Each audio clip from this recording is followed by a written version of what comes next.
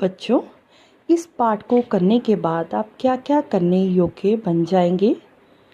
इसके learning outcomes पढ़िए, जिसे हम हिंदी में अधिगम प्रतिफल कहते हैं। इसे पहले ज़रूर पढ़िए पाठ शुरू होने से पहले। हेलो बच्चों, आपकी हिंदी की 2 पाठ्य पुस्तकें हैं।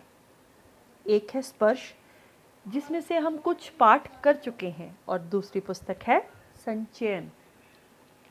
संचयन में कहानियों का भंडार है। कहानियाँ सुनना किसे पसंद नहीं है।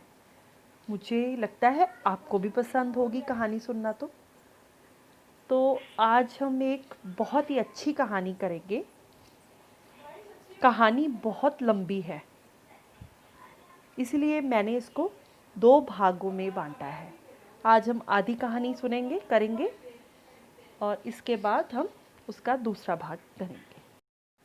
बच्चों, आज एक मूल्यपरक कहानी हम आपकी हिंदी की पाठ्यपुस्तक संचयन में से आरंभ करने जा रहे हैं, जिसका नाम है हरिहर काका, जिसके लेखक हैं मिथिलेश्वर जी। मिथिलेश्वर जी ने हरिहर काका के बारे में इस कहानी में बताया है कि हरिहर काका का जीवन कैसा था, कहानी में कौन से ऐसे पड़ाव आए जिससे हरिहर काका के जीवन में बहुत सारे बदलाव आए। ये सब हम इस कहानी में जानेंगे, और इस पाठ के ज़रिए आपको ये भी जानने के लिए मिलेगा कि हमारे समाज में बहुत तरह के लोग होते हैं, और ज़रूरी नहीं कि वह सभी अच्छे ही हों और आपका अच्छा ही सोचें। उनमें से कुछ स्वार्थी स्वभाव के भी लोग होते हैं, और हमें उन लोगों से थोड़ा दूर रहना चाहिए। इसमें लेखक गहरे रूप से हरिहर काका से जुड़ा हुआ है। काका ने लेखक को बचपन में बहुत प्यार किया था। काका की कोई संतान नहीं थी, इसीलिए लेखक को हरिहर काका से पिता जैसा प्यार प्राप्त हुआ था। तो इसीलिए लेखक ने ये कहानी हरिहर काका के ऊपर लिखी है। इसके साथ बच्चों, लेखक ने हरिहर काका के द्वारा वृद्ध व्यक्ति की स्थिति को भी व्यक्त किया है कि किस प्रकार एक वृद्ध यानी कि बूढ़ा व्यक्ति परिवार का प्यार और अपनापन पाने की चाह रखता है, जो उसे नहीं मिल पाता। चलिए कहानी आरंभ करेंगे। हरिहर काका उसी गांव में रहते थे जहां लेखक भी रहता था। हरिहर काका के 4 भाई थे। उन्हें छोड़कर सभी का परिवार था। हरिहर काका के 2 विवाह हुए थे, किंतु उनकी दोनों पत्नियां लंबे समय तक उनका साथ नहीं दे पाई और उनकी मृत्यु हो गई। हरिहर काका निसंतान थे। वह अपने भाइयों के साथ रहते थे। उनके परिवार में 60 बीघे खेती योग्य जमीन थी। यदि उसे बांट दिया जाए तो हरिहर काका के हिस्से में 15 बीघे जमीन आती थी। उनकी कोई संतान ना होने के कारण उनके भाइयों की नज़र उनकी जमीन पर थी। हरिहर काका और लेखक आपस में पड़ोसी थे। लेखक का हरिहर काका से बहुत ही गहरा संबंध था। उसमें प्रमुख कारण 2 थे। एक तो यह है कि हरिहर काका लेखक के पड़ोस में रहते थे, और दूसरा कारण ये था कि मेरी माँ, यानी कि यहाँ मेरी को लेखक खुद बता रहा है, कहानी में लिख रहा है कि मेरी माँ बताती थी, यानी कि लेखक की माँ बताती थी कि हरिहर काका बचपन में उसे बहुत दुलार यानी कि प्यार दिया करते थे, और अक्सर उसे अपने कंधे पर बिठाकर गांव में घुमाया करते थे। देखिए इस चित्र में जैसे दिखाया है हमने। जिस गांव में हरिहर काका व लेखक रहते थे, गांव में 3 प्रमुख स्थान थे। गांव के पश्चिम किनारे का एक बहुत बड़ा तालाब था। गांव के मध्य यानी कि बीच में स्थित बरगद का पुराना वृक्ष था, और गांव के पूर्व में ठाकुर जी का एक विशाल मंदिर था, जिसे गांव के लोग ठाकुर बारी कहते थे। बच्चों, ये ध्यान से सुनने की बात है कि ठाकुर बारी शब्द इसमें प्रयोग किया गया है। ये ठाकुर बारी जो थी वो एक महंतों ने एक अपना बहुत बड़ा मंदिर यानी कि एक बना लिया था, जहाँ लोग अक्सर माथा टेकने जाते थे और लोगों का उन पर अटूट विश्वास था ठाकुर बाड़ी में। ठाकुर बाड़ी के बारे में हम आगे भी जानेंगे। इस ठाकुर बाड़ी की स्थापना कैसे हुई मैं आपको बताने लगी हूँ, क्योंकि ठाकुर बाड़ी इसका एक बड़ा ही महत्वपूर्ण भाग है इस कहानी का। गांव में इस ठाकुर बाड़ी की स्थापना कब हुई, इसकी ठीक ठीक जानकारी किसी को भी नहीं है। इस संबंध में गांव में जो कहानी प्रचलित है वह ये है कि वर्षों पहले जब ये गांव पूरी तरह बसा भी नहीं था, कहीं से एक संत आकर इस स्थान पर झोंपड़ी बनाकर। अब देखिए बच्चों, जहाँ पर डेरा होगा यानी कि ठाकुर बाड़ी होगी, वहाँ साधु संत भी रहेंगे। तो उसी प्रकार चित्र में देखिए, ठाकुर बाड़ी में साधु संतों के प्रवचन सुन और ठाकुर जी के दर्शन कर वे यानी कि लोग अपना यह जीवन सार्थक मानने लगते हैं। उन्हें यह महसूस होता है कि ठाकुर बाड़ी में प्रवेश करते ही वह पवित्र हो जाएंगे, उनके पिछले सारे पाप अपने आप खत्म हो जाएंगे।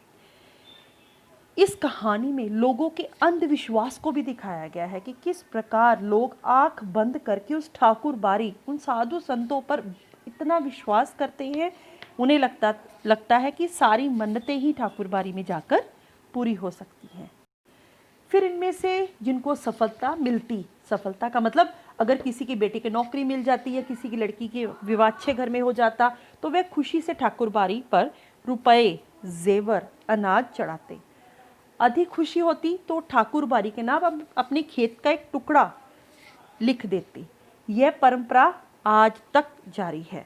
तो मैंने आपको एक ठाकुर बाड़ी के बारे में बताया कि किस तरह से ठाकुर बाड़ी में संतों ने एक बहुत बड़ा एक स्थल बना लिया था, जहां लोग बहुत जेवर, अनाज चढ़ाते थे और लोगों का उस पर अटूट विश्वास होता था और लोग अपने खेत तक ठाकुर बाड़ी के नाम लगा देते थे।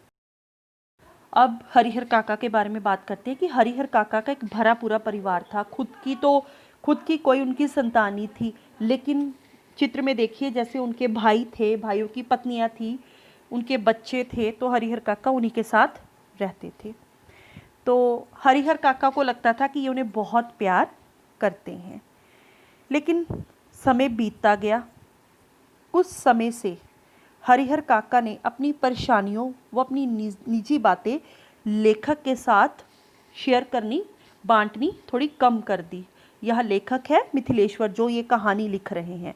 अब जैसे जैसे समय बीतता गया, हरिहर काका ने लेखक के साथ अपनी बातें जो उनके साथ बांटते थे वो थोड़ी कम कर दी। इससे लेखक की चिंता बढ़ गई। वह कोई ऐसा कार्य करना चाहता था जिससे हरिहर काका उनसे पहले की तरह सारी निजी बातें साझी कर सकते। अब लेखक को भी लगने लग गया कि हरिहर काका कुछ परेशान रहते हैं और ज़रूर कोई ना कोई बात मुझसे छुपाते हैं। देखिए चित्र में देखिए, वह मुझसे कुछ भी नहीं छुपाते थे, खूब खुलकर बातें करते थे, लेकिन फिलहाल मुझसे भी कुछ कहना उन्होंने बंद कर दिया था। उनकी स्थिति में मुझे चिंतित कर दिया था। लेखक बड़ा चिंतित हो गया कि आखिर हरिहर काका क्या सोचते रहते हैं और मुझे कुछ बता क्यों नहीं रहे। अन्य ग्रामीणों की तरह हरिहर काका भी समय मिलने पर ठाकुर बाड़ी जाया करते थे। ठाकुर बाड़ी के महंत इस बात को जानते थे कि हरिहर काका की अपनी कोई संतान नहीं है। अब महंत ने उन्हें समझाया कि उन्हें मोह माया के फेर में ना पड़कर अपने हिस्से की जमीन ठाकुर बाड़ी के नाम लिखवा देनी चाहिए। यहाँ चित्र में देखिए, जो महंत है वो हरिहर काका को समझा रहा है, कह रहा है कि ईश्वर में भक्ति लगाओ, इसके सिवाय तुम्हारा कोई अपना नहीं है। पत्नी, बेटे, भाई बंधु सब स्वार्थ के साथी हैं। जिस दिन उन्हें लगेगा कि तुमसे उनका स्वार्थ सधने वाला नहीं, उस दिन वे तुम्हें पूछेंगे तक नहीं। महंत फिर हरिहर काका को उकसाते हुए कहता है कि आज कह देता हूँ, तुम अपने हिस्से का खेत ठाकुर जी के नाम लगा दो, सीधे बैकुंठ यानी कि स्वर्ग को प्राप्त करोगे। तीनों लोकों में तुम्हारी कीर्ति यानी कि प्रसिद्धि या ख्याति जगमगा उठेगी। जब तक चांद सूरज रहेंगे तब तक लोग तुम्हें याद रखेंगे। तो यहाँ जो महंत है वो हरिहर काका को उकसा रहा है कि वो अपनी ज़मीन भाइयों के नाम ना करके ठाकुर बाड़ी के नाम लिख दे। अब महंत हरिहर काका से कहता है कि आप यहीं ठाकुरबाड़ी में रुक जाइए, यहाँ हम आपकी खूब खातिरदारी करेंगे और जो ज़मीन है वो ठाकुरबाड़ी के नाम लगा दीजिए। अब उस रात हरिहर काका ठाकुरबाड़ी में रुक जाते हैं, मन से बड़े परेशान होते हैं। और उस रात हरिहर काका को भोग लगाने के लिए जो मिष्ठान और व्यंजन मिले वह उन्होंने कभी नहीं खाए थे। घी टपकते मालपुए, रस बुनिया, लड्डू, छेने की तरकारी, दही, खीर आदि। अब जब भाइयों को पता चलता है कि हरिहर काका तो ठाकुरबाड़ी से वापस नहीं आए, तो इधर तीनों भाई रात भर सो नहीं सके। भावी आशंका उनके मन में मथती, यानी कि बार बार दिमाग में ख्याल आ रहे थे कि 15 बीघे ज़मीन, इस गांव की उपजाऊ ज़मीन जो 2 लाख से अधिक की संपत्ति है, अगर हाथ से निकल गई तो तब क्या होगा, वे कहीं के ना रहेंगे। इसी सोच में, इसी टेंशन में वो बार बार पूरी रात जाग रहे थे कि हरिहर काका तो ठाकुरबाड़ी चले गए हैं और महंतों ने अगर उनकी ज़मीन जो है अपने नाम लिखवा दी तो वह कहीं कहीं नहीं रहेंगे। 2 लाख की ज़मीन है। अगले दिन सुबह ही तड़के ही तीनों भाई पुनः ठाकुरबाड़ी पहुंचे। हरिहर काका के पांव पकड़कर रोने लगे, अपनी पत्नियों की गलती के लिए माफ़ी मांगने लगे तथा उन्हें दंड देने की बात भी कहने लगे। साथ ही खून के रिश्ते की माया फैलाई। हरिहर काका का दिल तो पसीज गया, वह पुनः वापिस घर लौट आए। यहाँ मैं ये कहना चाहूँगी कि हरिहर काका का मन बहुत ही भावुक है, वो अपनी भाइयों की बातों में आ जाते हैं और घर वापस लौट जाते हैं। अब पूरे गांव में बैठकें होने लगी, बातें होने लगी, लोगों में चर्चाओं का विषय हरिहर काका ही बन गया। गांव की बैठकों में बातों का जो सिलसिला चल निकला उसका कोई अंत नहीं था। हर जगह उन्हीं का प्रसंग शुरू था। कुछ लोग कहते थे कि हरिहर काका को अपनी ज़मीन ठाकुर जी के नाम लिखवा देनी चाहिए, इनसे उत्तम कुछ भी नहीं, इससे कीर्ति प्रसिद्धि भी उन्हें प्राप्त होगी। जितनी मुंह उतनी बातें, ऐसा जबरदस्त मसाला पहले कभी नहीं मिला था। इसलिए लोग मौन होना नहीं चाहते थे, अपने अपने तरीके से समाधान ढूंढ रहे थे। समस्या हरिहर काका की थी और लोग जो थे वो समाधान ढूंढ रहे थे और प्रतीक्षा कर रहे थे कि कुछ घटित हो। गांव में 2 पक्ष बन गए थे। एक पक्ष ये कहता था कि हरिहर काका को अपनी ज़मीन अपने भाइयों के नाम कर देनी चाहिए और दूसरा पक्ष कहता था कि हरिहर काका को अपनी ज़मीन ठाकुरबाड़ी के नाम कर देनी चाहिए, स्वर्ग की प्राप्ति होगी। तो बच्चों, आज की कहानी का प्रथम भाग हम यहीं पर समाप्त करते हैं। आप भी सोचिए, क्या हरिहर काका को अपनी ज़मीन अपने भाइयों को देनी चाहिए या ठाकुरबाड़ी को देनी चाहिए? आप अपने कमेंट मेरे साथ शेयर कर सकते हैं। इसके दूसरे भाग के लिए कल मिलते हैं। धन्यवाद।